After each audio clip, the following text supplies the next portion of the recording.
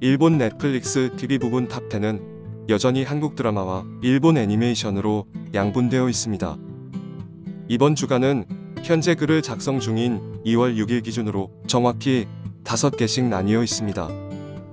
현재 순위에 있는 한국 드라마는 3위의 임시완 신세경 주연의 런온이, 5위의 사랑의 불시착이, 7위의 상속자들이, 9위의 경이로운 소문이, 10위의 이태원 클라스가 있습니다.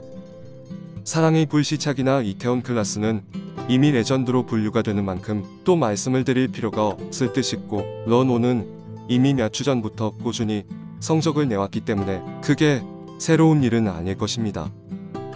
눈에 띄는 것은 경이로운 소문과 상속자들이었습니다. 아시다시피 경이로운 소문은 가장 최근의 드라마라고 할 수 있을 것이며, 상속자들은 이미 2013년도에 방영되었던 드라마입니다. 이미 7년이라는 시간이 지난, 조금 유행이 지난 작품도, 가장 최근의 작품도 일본에서는 속된 말로 먹히는 상품인 것입니다.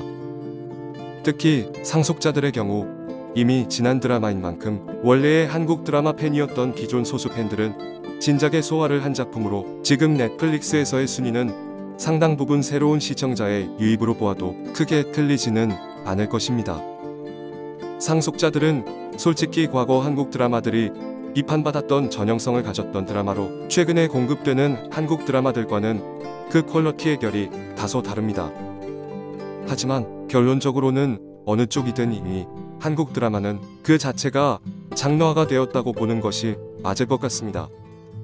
최근 개인적으로 드라마에 관한 일을 해야 할 상황이 생겨 약 일주일간 조금씩 돌려가며 매 시리즈의 드라마를 보았습니다. 미국 드라마 블랙리스트 시즌1, 일본 드라마 100만엔의 여자들, 스캠, 한국 드라마 시크릿 가든이 그것입니다.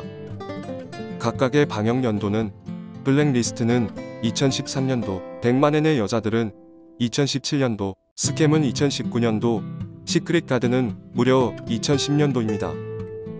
그리고 다시금 한국 드라마의 자리매김이 이미 10년 전부터였구나를 확인할 수 있었습니다. 한국 드라마의 약진이 두드러지긴 해도 역시 규모와 역사면에서 미국 드라마는 전 세계의 주류입니다. 그리고 이런 확실한 장르화를 구축한 것들은 언제 보더라도 재미가 없을 수는 있지만 질적인 하향을 느끼지는 못합니다.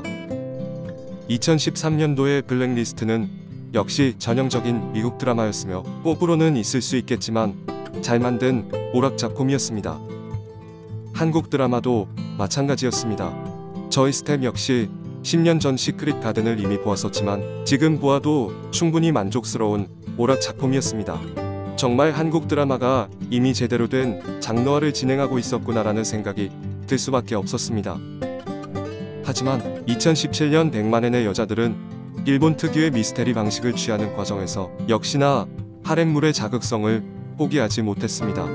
무명소설가가 매달 100만엔씩의 월세를 내는 이모이 여성들과 함께 사는 컨셉은 꼭 이 방법이어야만 해나는 비판을 피하기 힘든 부분이었습니다. 게다가 여주인공 중 한 명은 실내에서 늘 나체로 돌아다니는 컨셉인데, 이 역시 과거 1979년 헐리우드 영화 에일리언에서 여전사 시고니 위버를 영화 뒷부분 굳이 벗겨야 했던 컨셉에서 벗어나지 못하는 지나치게 오래된 과거의 것이었습니다. 그나마 100만엔의 여자들은 그래도 일본 특유의 전개 방식이 꽤 살려져 있어 재미가 없지는 않았습니다만, 2019년도의 드라마 스캠은 보이스피싱 그룹의 에이스가 주인공인 나름 색다른 소재의 드라마였음에도 불구하고 현재 일본 드라마의 퇴보를 그대로 보여주는 졸작이었습니다.